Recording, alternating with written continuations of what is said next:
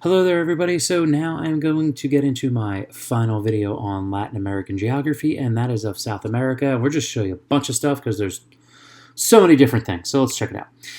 One of the biggest features of the South American geography is the Andes Mountains. This is the longest mountain chain in the world, as you can see, going all the way down here. Absolutely huge. It is 4,500 miles long. Metals, lots of silver and other precious metals and other useful metals like zinc and lead have been pulled out of here for hundreds of years. We have lakes. It's just really an incredible area. As you can see there, look at all those mountains. We've got some wild horses in the foothills of the Andes here. There's a little town. Now, something else this area is known for is the Potosi Silver Mine.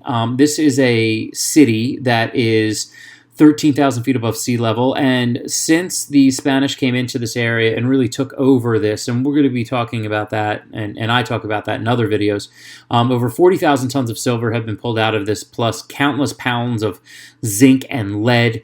The mine itself is incredibly dangerous. It's a really tough job. You see people who struggle to make a living, to work in these just brutal conditions.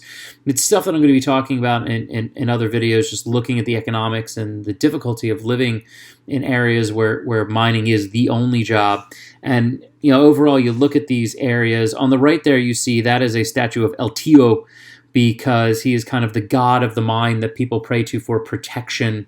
Even though many of the people in this area are actually Catholic, sometimes the danger of the mine makes them feel that God isn't there. It's just really, really tough, as you can see, but a remarkable area in the Andes that has resulted in a lot of the world's silver that exists today has come from here. Also up in the mountains in the Andes, you will find Lake Titicaca, which is just a beautiful lake, as you can see here. Look at that water. It's just absolutely incredible. And Lake Titicaca is really interesting. One, it's the highest lake in the world, but two, it's got some really fascinating animals in it. You see that on the bottom left, that big old frog there with all that extra skin to keep warm. But then you got that day glow highlighter yellow seahorse, which now it's not that the color of the seahorse, it's that it's a seahorse. This is a freshwater lake, thousands of feet in the air, and somehow a saltwater seahorse, which is normally where I find seahorses, is in here. So it's really mysterious and kind of wonderful at the same time. Also on the right, this is an area of the world that gets us thinking about how old is humanity. And what do I mean by that? Well, as you can see there's a structure on the right, which you can see some scuba guys checking it out, that there's some potential for perhaps human structures that were made thousands of years ago that we may be finding under Lake Titicaca. And this is really fascinating because this would challenge the general accepted timeline of when cities were built, particularly in the Americas. It could lead to some interesting scholarship, and it's just something I thought I'd bring up here. It's really interesting. There's nothing definitive at this point, but it's always good to look at interesting and new things. Moving on from the Andes, but staying kind of in some of these elevated areas, if we go into central South America, we have the Uuni salt flats in Bolivia, which is really, really beautiful. Now, you see here, this is kind of your standard view. There was an inland sea here, it evaporated, and then we got all this salt. But what happens is every now and again, you get a thin sheen of water on the top of the salt. And because it's white, it straight reflects the sky. It makes you look like you're almost driving or walking in the sky. It's absolutely fascinating. This is a real picture. It's a place in the world that I desperately want to go to one day, but just so cool and different. I think it's wonderful. Another really interesting area as you go further south, but staying kind of up in the mountains, is this area called Patagonia. And in southern Patagonia, this area of the world, you got mountains, and it's just kind of isolated from the rest of the planet. When you get isolated areas, you often get very interesting wildlife. And the wildlife here is really fascinating because it's tiny. On the left, you see there, that is a cod cat. It's the smallest cat in the Americas, but it is a wild cat. It'll totally rip you up. And on the right is a baby poodoo. That's the smallest deer in the world. We don't know why these animals are super tiny. It's just that's what happens. So the guy on the left does hunt the guy on the right, but the guy on the left is small enough that he also hunts things like moths. So it's a really fascinating type of thing that happens, and just a really unique situation that I think is kind of wonderful. as we start to work our way back north, interesting place in Peru, the Nazca Plain. Nazca is a really interesting spot. It's a desert, but there's no wind here. I've heard it described as if you wanted to know what it's like on the surface of the moon, go to Nazca. Because you see these lines here. No one knows how old they are, but we know they're at least hundreds of years old because the Spanish came across them when they were exploring through this area. But unless somebody comes and rubs it out, the wind won't blow anything away. The lines stay there. And there's these lines all over the plain. And for hundreds of years, no one knows what it is, right? But then finally, we have the ability to fly. And when we fly, it's like, wait, what? Massive figures. Monkeys. Hummingbirds. Spiders. It's absolutely breathtaking. I'm not an Ancient Alien guy.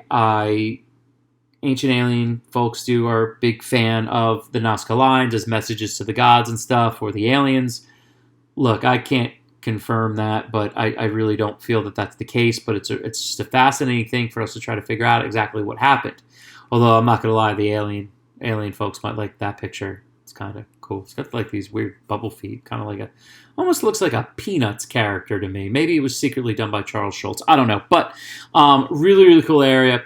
The thing what's really mysterious about these shapes as I go through them again is that these are all jungle animals, and jungle animals don't live here because, it's not a jungle. So your guess is as good as mine. Of course, we all know this area, the Amazon, for the rainforest. This is an area that has massive rainfall and massive light, so you have the largest rainforest in the world. It is a huge jungle, all sorts of wildlife, very little population. One of the issues here, though, is there are indigenous tribes that live in the Amazon, which mostly is in Brazil, parts of Venezuela, Argentina as well, but mostly in Brazil. And there's a lot of strife between them because of the use of the Amazon and expanding populations from mainstream world, if you will, and the tribesmen are known as the indigenous tribes that live there, having massive problems today. And we're going to get into that, and I'm going to show some different videos on that. Not might be better ones, but it's a really big issue that's going on right now. What you need to know about the Amazon, it's hugely important. I mean, on the one side, we get lots of things like hardwood and stuff from there. On the other side, we get things for medicine. And it's super important to the environment because of the amount of oxygen that it puts out. This is a place that's crucial. And as you can see, it's just absolutely massive. All sorts of wildlife. We've got jaguars and crazy frogs, don't touch them, and toucans, and you got, giant butterflies. And look at this. It's just the plant life is huge. I mean, that's a lily pad. I mean, you could stand on that thing. It's remarkable. And of course, all of this is fed by the Amazon River, which is not the longest river in the world, but it has the most water in the world. It is a gigantic system. It is full of life and cool things like pink dolphins that are basically blind but operate through echolocation. I mean, it's just an incredible amount of water. I mean, here's a video here's a picture of it at one of its almost widest points. But when the river floods every year, just like every river do, because you've got snow that falls in the Andes, and the Andes works its way, and that snow in the summertime works its way down into the Amazon River Basin.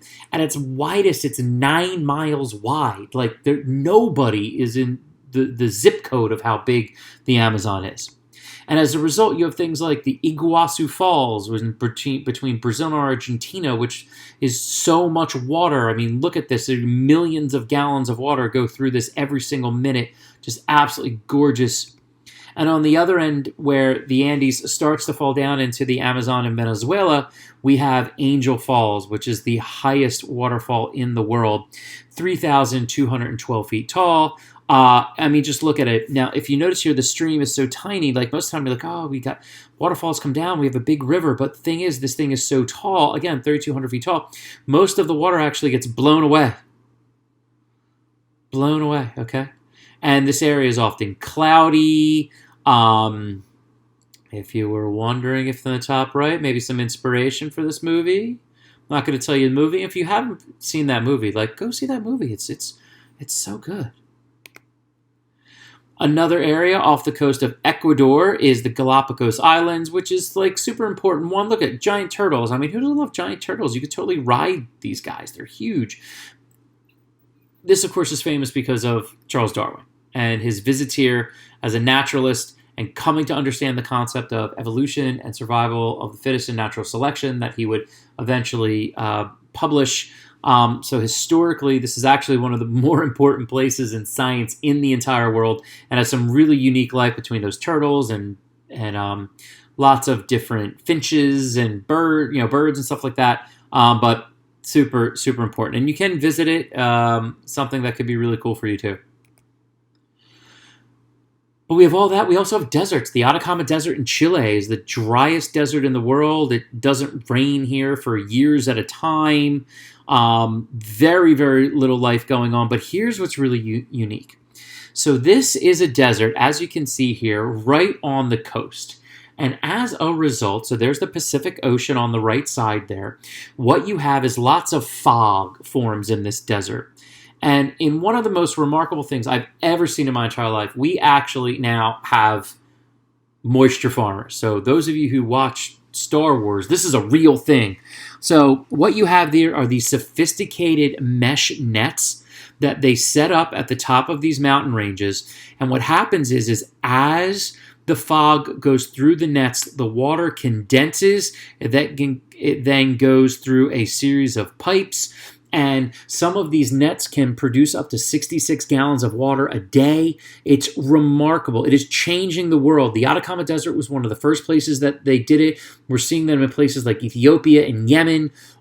This is a game changer for people in these areas. We're getting better at it and starting to build them. We think we're going to build, people are going to start to build them in towers that can, bring a lot of water areas that other have droughts. Just again, humans are awesome sometimes. And hey, we got other things too. We have the grassland, the Pampas, the great grasslands for farming and grazing in Argentina. And Argentina is known for its cowboys and guys on horses and cattle and all that type of stuff. And so this is no different. You'd see here, this is just like, Nebraska or Kansas or something like that, but, a little bit more mountainous. Really remarkable area, and a lot of the beef and stuff that you get maybe in the winter months can come from South America. And then as we go down to South America, it also has the lowest point on the in the southern hemisphere, excluding Antarctica, the famous Tierra del Fuego that Magellan sailed through. This is filled with penguins and seals and stuff like that, and giant fish. It is very cold down this area because, again, you are very, very down south. You are not too far from actually Antarctica here and the Southern Ocean. So this is the Perito Moreno Glacier in Argentina. So you can see you get really up close to it. Very, very beautiful. And we also have the southernmost city in the world, Ushuaia, maybe? Argentina. Now, you can see this area. You're far south when you have, more penguins than people. You see all these penguins here in a lighthouse. This is a little picture of the town. Very, very beautiful, if you ask me. Of course, lots of fishing, and it's right really close to the Drake Passage, where, again, is this small strip of water that separates Argentina from the South Pole. Well, not the South Pole, but Antarctica. So again, South America, a lot of people just always think the Amazon, but like so many different types of environments here and geographies, and hopefully that gave you a little flavor of all the different areas that you could live in here, and hope you learned a little bit something. Take care.